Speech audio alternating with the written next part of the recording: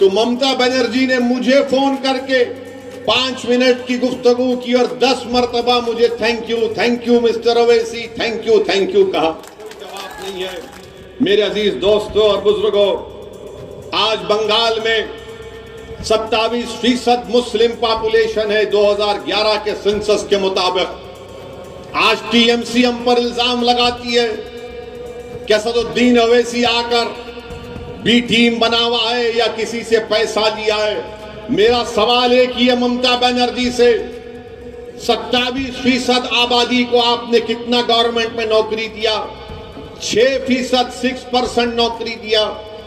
और कितने मुसलमान बंगाल की जेलों में आपको मालूम? 37% मुसलमान बंगाल के जेलों में। और ममता बनर्जी हम पर उंगली उठाती हैं, कांग्रेस और वाम मुझ पर तनकीद और इल्जामात लगाते हैं। 27% आबादी, 37% जेल में, 6% गवर्नमेंट में नौकरी और 80% बंगाल के रूरल इलाकों में बसने वाला मुसलमान सिर्फ 5,000 रुपये कमाता है। 37% 2,500 रुपये कमाता है। बताओ ये नाइंसाफी का खात्मा कैसे होगा?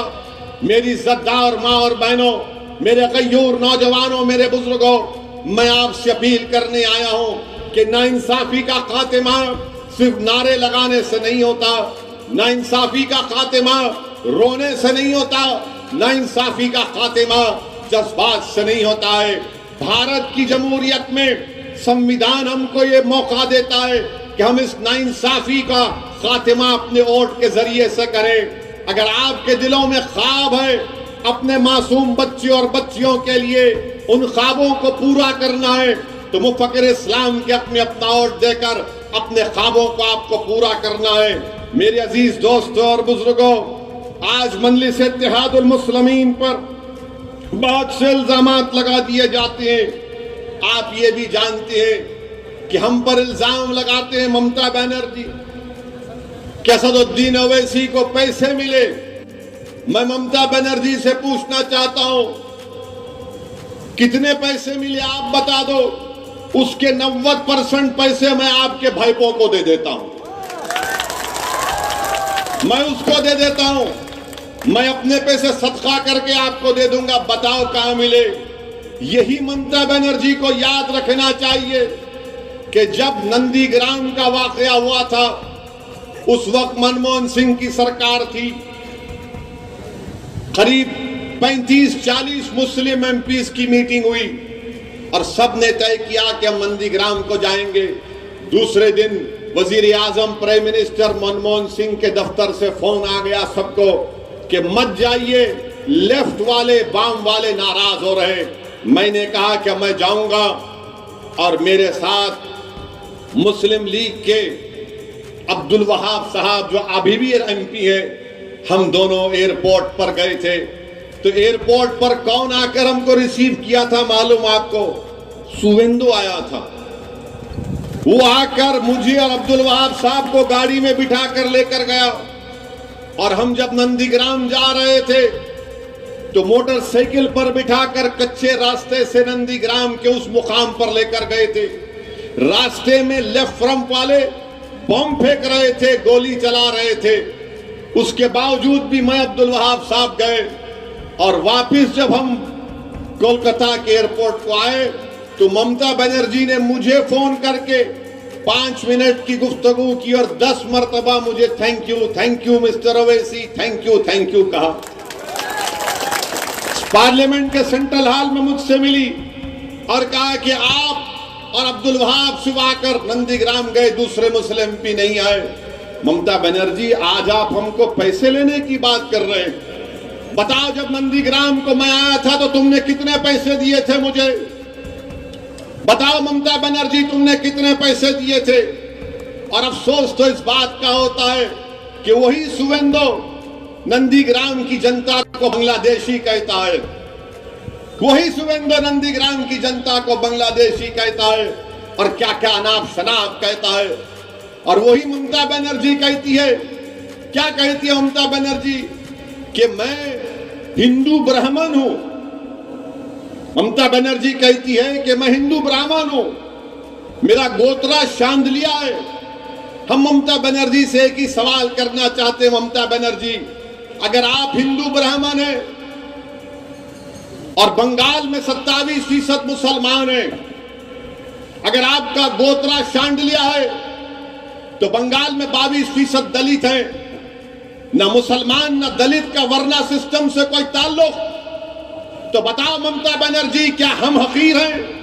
क्या हम कम हैं? आप ऊपर हैं, आप बड़े हैं इसलिए कि आप हिंदू ब्राह्मण हैं और आपका गोत्रा शांडलिया है? क्या हम आपके बराबर नहीं हैं? क्या हम आपके गुलाम हैं? क्या आप हमारे ऊपर हैं, हम नीचे बैठेंगे? इसीलिए आप कह रहे हैं कि आपको वोट दो। बताओ ये किस तरह की राजनीति ममता बनर्जी करती है? मैं हिंदू ब्राह्मण हूं और ममता बनर्जी अपने ही जलसों में चंडी पाठ पढ़ती है। ये ड्रामा कब तक चलेगा ममता बनर्जी?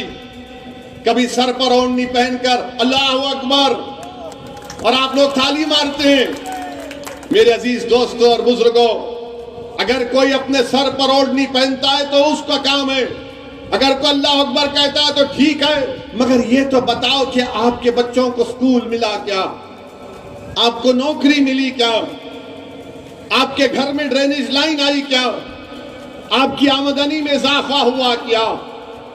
बताइए, ये कुछ नहीं करते और सिर्फ इल्जाम पे इल्जाम लगाती हैं। और ममता बनर्जी कहती हैं कि असदुद्दीन ओवैसी हैदराबाद से आए, हैदराबाद से आकर यहां पर ये काम कर रहे हैं। सुनो ममता बनर्जी, तुम हैदराबाद की तारीख को नहीं जानती हो। हैदराबाद की तारीख ये है कि नेताजी सुभाष चंद्र बोस के साथ अहमद सफरानी एक शख्स का नाम था जो हैदराबाद से था, जिसने नेताजी सुभाष चंद्र बोस के साथ अंग्रेजों से लड़ाई लड़ी। जब नेताजी सुभाष चंद्र बोस जर्मनी से सबमरीन में एशिया को आए तो एक आदमी उनके साथ था जिसका नाम अहमद सफरानी था। ममता बनर्जी, तुमको तारीख में तुम कमजोर हो। वही अहमद सफरानी ने जय हिंद का नारा लगाया था। अगर आज कोई जय हिंद बोलता है तो हैदराबादी के निकालने नारे पर बोलता है।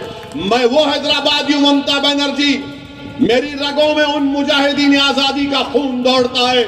मैं उन्हीं को अपना आइडियल और अपना हीरो मानता हूं। मगर ये ममता बनर्जी कहती है असदुद्दीन ओवैसी बीजेपी का साथ दे रहा है।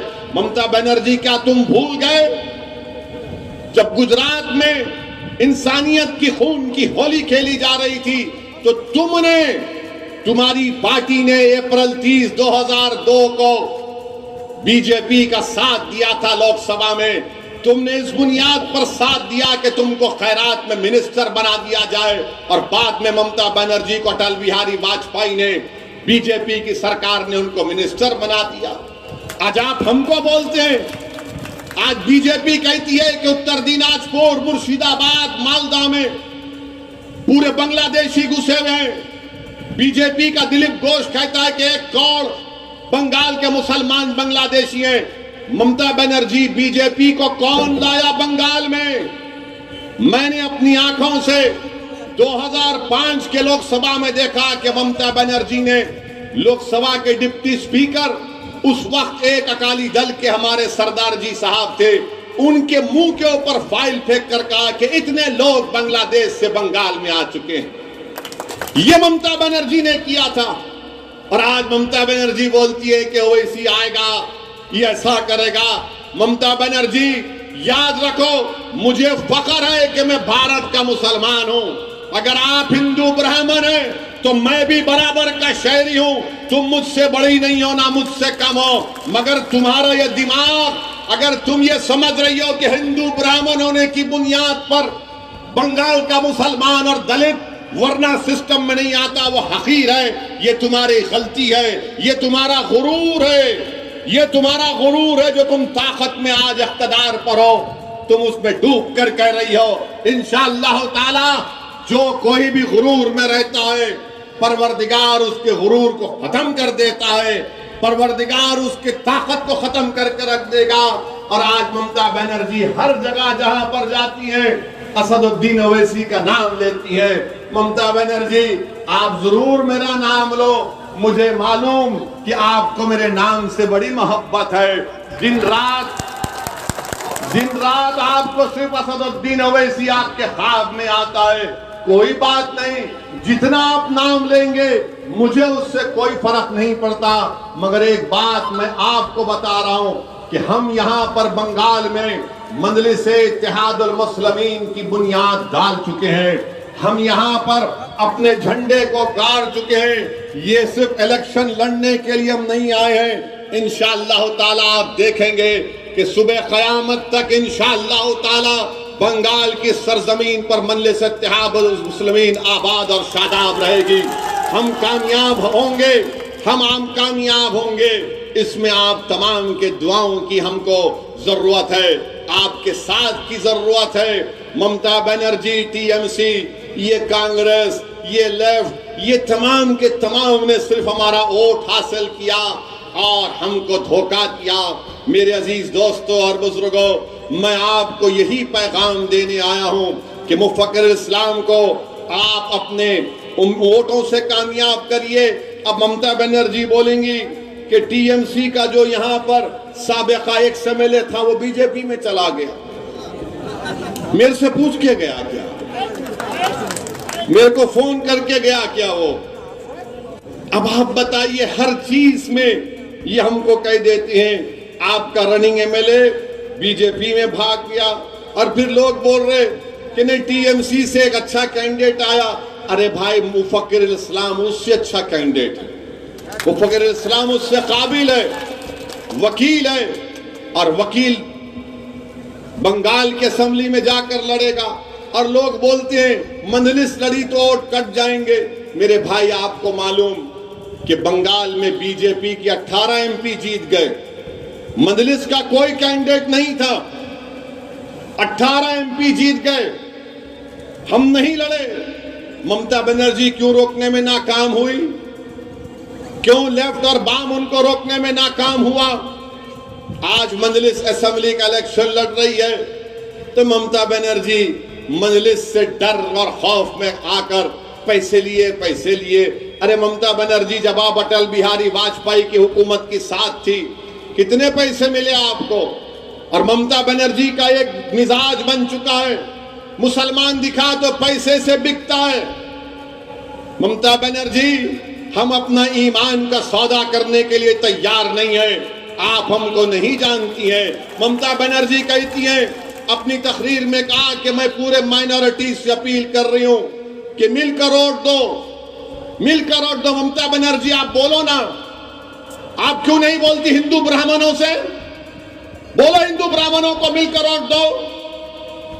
आप क्यों कह रही है माइनॉरिटीज से? अगर आप हिंदू ब्राह्मण हैं, अगर आपका गोत्र शान लिया है तो बोलो गोत्र की बुनियाद पर वोट दो मुझे। वहां नहीं बोलेंगे, हमको डराने के लिए कहते हैं। ममता बनर्जी, आप भूल चुके हैं कि अब हम डरने वाले नहीं हैं, वो जमाना जा चुका है। मेरे भी ख्वाब है, उस ख्वाब को पूरा करना और आपका और मेरा मकसद है इंशाअल्लाह। ममता बनर्जी कहती है कि मैं शेरनी हूं, तो सुनो ममता बनर्जी, असदुद्दीन का नाम दीन का शेर है, मेरा नाम भी शेर का है। शेर शेरनी का खेल अगर खेलना है तुम तैयार हैं। आप कोई भारत की रानी नहीं है, मोदी कोई भारत का राजा नहीं है कि ममता बनर्जी के खिलाफ बोले तो पैसे ले लिए, मोदी के खिलाफ बोले तो ये एंटी नेशनल है, जिहादी है। ये कौन सी सियासत आप लोग चला रहे हैं? मेरे अजीज दोस्तों और बुजुर्गों, मेरी आपसे गुजारिश है कि आप मुफक्किर इस्लाम को अपने वोट देकर इनको कामयाब करिए। और यहां पर जो बीजेपी के कैंडिडेट हैं, ये राइस मिल ओनर हैं। आप बताइए, ऐसा आदमी क्या खिदमत करेगा आपकी? ये तो पूरा चावल लेकर के अपने घर में रख लेगा, पूरा गरीब को परेशान कर देगा। और